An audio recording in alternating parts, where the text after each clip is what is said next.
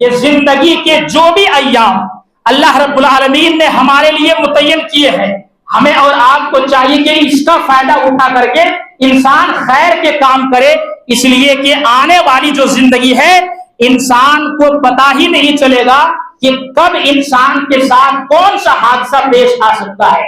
کوئی آدمی لکھوا کر کے لے کر کے نہیں آیا ہے کہ میں بعد میں توبہ طائب کر لوں گا یا بعد میں خیر کے کام کر لوں گا۔ ایک واقعہ آپ نے ابھی سنا ہوگا، احمد آباد گجرات سے لندن جا رہی ایئر انڈیا کی فلائٹ، جس میں 242 پیسنجر کرو ممبر کے ساتھ ہیں، 2 منٹ کے اندر دیکھیے اتنا دردناک حادثہ۔ بتاتے ہیں کہ پلین کریش میں یہ سب سے دردناک حادثہ ہے۔ تو میرے بھائی زندگی کا کوئی بھروسہ نہیں ہے، کون سا پل ہمارا آخری پل ہو جائے۔ جس گاڑی میں ہم چل رہے ہیں ہو سکتا ہے وہ گاڑی ایکسیڈنٹ کر جائے، جس سڑک پہ ہم چل رہے ہیں ہو سکتا ہے کوئی گاڑی آ کر کے ہمیں ٹھوکر مار دے، کوئی انسان نہیں بتا سکتا۔ اس لیے اپنی زندگی کو غنیمت جانتے ہوئے انسان کو چاہیے کہ خیر کے کاموں میں اسے لگائے۔ سب سے اچھا آدمی وہی ہوتا ہے۔ یاد کر لیجئے، جب انسان کو لمبی عمر ملتی ہے اور خیر کے کاموں میں وہ اپنی زندگی کو لگاتا ہے، اللہ کی قسم اللہ تعالیٰ کے یہاں کتنے بڑے مقام سے اسے نوازا جائے گا۔ مسند احمد کی یہ صحیح حدیث آپ اپنے سامنے رکھیں۔ علامہ البانی رحمہ اللہ نے کہا کہ یہ حدیث بالکل صحیح ہے۔ حضرت طلحہ رضی اللہ تعالی عنہ کہتے ہیں قبیلہ بنو عذرا کے 3 آدمی اللہ کے نبی صلی اللہ علیہ وسلم کے پاس آئے۔ تینوں آدمی نے ایک ساتھ نبی کے ہاتھوں کے اوپر اسلام قبول کیا۔ کہا اللہ کے نبی صلی اللہ علیہ وسلم ہم مسلمان ہوتے ہیں، کلمہ پڑھا، کلمہ پڑھنے کے بعد مسلمان ہو گیا ایک ساتھ میں۔ کچھ دن کا لمحہ بیتا، آپ صلی اللہ علیہ وسلم نے اعلان کیا ایک غزوے کے لیے چلنا ہے۔ آپ نے ایک قافلہ تیار کیا، ایک لشکر روانہ فرمایا۔ ایک آدمی کا آیا اور کہا کہ نبی صلی اللہ علیہ وسلم میرا نام اس غزوے میں آپ لکھ لیں، میں چاہتا ہوں کہ اللہ کے راستے میں لڑوں۔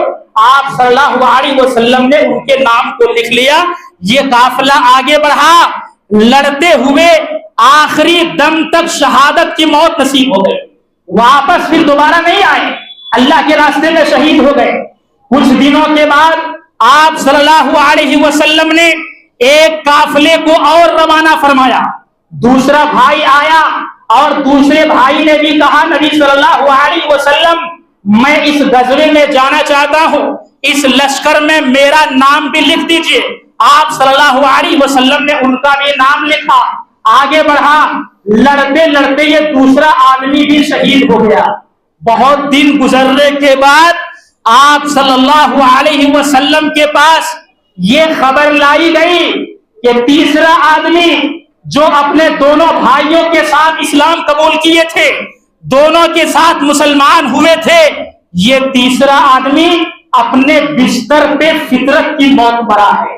کوئی جنگ میں جا کر کے نہیں مرا، شہید بھی نہیں ہوا، نیچرل ڈیتھ، فطری طور پر جو موت ہوتی ہے اپنے بستر پر فطری طور پر یہ آدمی مرا ہے۔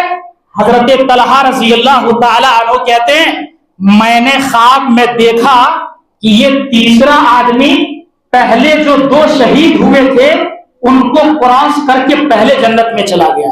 سبحان اللہ، ایک آدمی جو اللہ کے راستے میں شہید ہوا ہو، شہداء کا مقام بہت بڑا ہے، اللہ تعالیٰ نے ان کے درجے کو بہت بلند فرمایا، لیکن یہاں معاملہ تو بالکل الٹا نظر آ رہا ہے۔ ایک آدمی سب سے آخر میں مرا، نیچرل ڈیتھ، فطری طور پر موت آئی، اپنے بستر پہ مرا ہے اور سب سے پہلے جنت میں پہنچ رہا ہے۔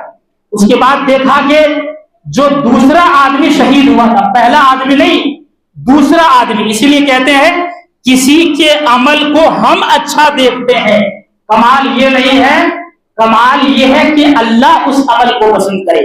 ظاہری طور پر ہم دیکھتے ہیں آدمی نماز پڑھ رہا ہے، دعا کر رہا ہے، ذکر و اذکار کر رہا ہے، استغفار کر رہا ہے، بھائی آدمی بہت اچھا ہے، لیکن اس عمل کو اللہ قبول بھی کر رہا ہے یہ صرف اللہ کو معلوم ہے۔ اس لیے بہت زیادہ انسان کو خوش فہمی میں رہنے کی ضرورت نہیں ہے، بس دعائیں کرتے رہے، اپنے عمل کے اندر اخلاص لانے کی ضرورت ہے۔ دیکھیے آدمی جو پہلا شہید ہوا ہے وہ پہلے جنت میں نہیں گیا، دوسرا آدمی جو شہید ہوا وہ اس کے بعد گیا، جو فطری طور پر انتقال کرنے والے کے بعد۔ تیسرے نمبر پہ پہلا آدمی گیا۔ اب گھبرا گئے، گھبرا کر کے نبی کے پاس آئے اور کہا اللہ کے نبی صلی اللہ علیہ وسلم عجیب و غریب خواب دیکھ لیا ہے میں نے۔ کیا خواب دیکھا؟ خواب یہ دیکھا فطری طور پر جو آدمی والا پہلے جنت میں کیسے گیا، شہید کی موت پانے والا وہ پہلے جنت میں کیوں نہیں گیا؟ آپ صلی اللہ علیہ وسلم نے جو ریزن بتایا، اپنی زندگی کو غنیمت جانو۔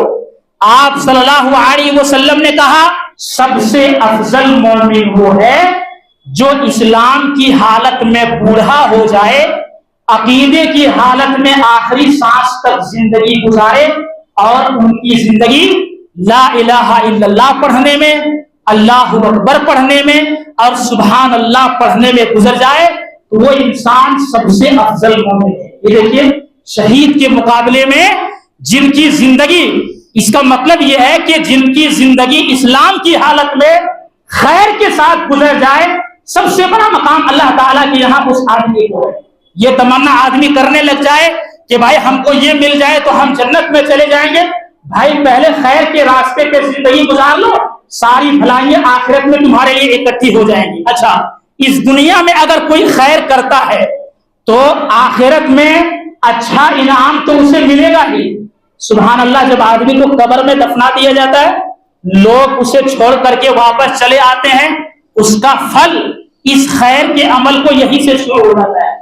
مسند احمد کی کتنی جامع حدیث ہے، ایک بڑی لمبی حدیث آپ صلی اللہ علیہ وسلم نے بیان فرمائی، ان میں سے ایک ٹکڑا آپ نے یہ بھی کہا۔ آتے ہیں منکر نکیر، اسے اٹھاتے ہیں، سوال پوچھتے ہیں، تینوں سوال کے جواب میں کامیاب ہو جاتا ہے، اس کے لیے جنت کی کھڑکیاں کھول لی جاتی ہیں، اچھی ہوائیں آنے لگتی ہیں، اور باضابطہ ان کے لیے خوشخبری دی جاتی ہے، بڑے آسانی کی زندگی ہوتی ہے، اور اس کی قبر کو کشادہ کر دیا جاتا ہے۔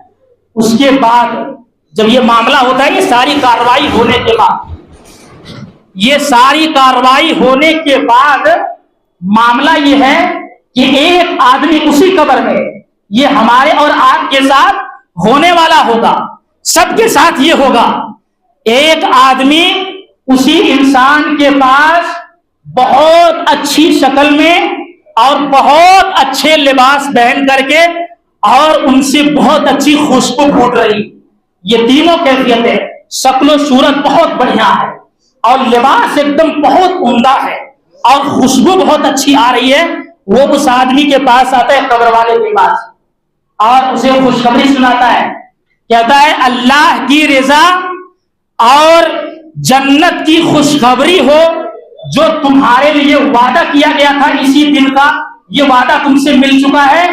اس کے بعد وہ آدمی پوچھتا ہے کہ بھائی آپ کون ہو؟ آپ کون ہو؟ یعنی قبر میں جو آدمی پڑا ہوا ہے وہ پوچھ رہا ہے کہ اتنی اچھی شکل و صورت میں، اتنے بہترین لباس میں اور اتنی خوشبو پھوٹ رہی ہے، بھائی آپ کون ہے؟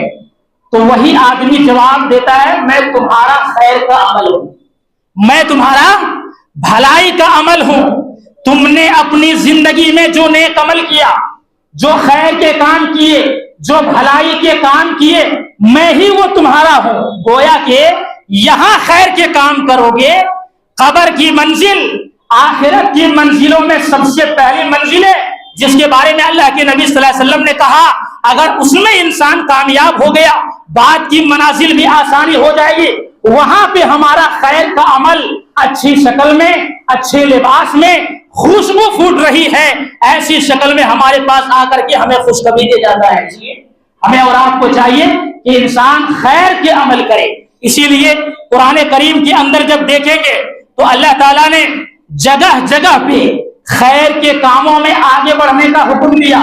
فرمایا اللہ تعالیٰ نے فَاسْتَبِقُوا الْخَيْرَاتِ أَيْنَمَا تَكُونُوا يَأْتِ بِكُمُ اللَّهُ جَمِيعًا۔ لوگوں، جو خیر کے کام ہے نا، بھلائی کے جو کام ہے، اس میں تم آگے بڑھو، تم جہاں کہیں بھی رہو، اللہ رب العالمین تمہیں لے کر کے آئے گا، اور ہر چیز کے اوپر اللہ رب العالمین قدرت رکھنے والا ہے۔ یہ آیت بتا رہی ہے کہ ہمیں خیر کے کاموں میں آگے بڑھنا ہے،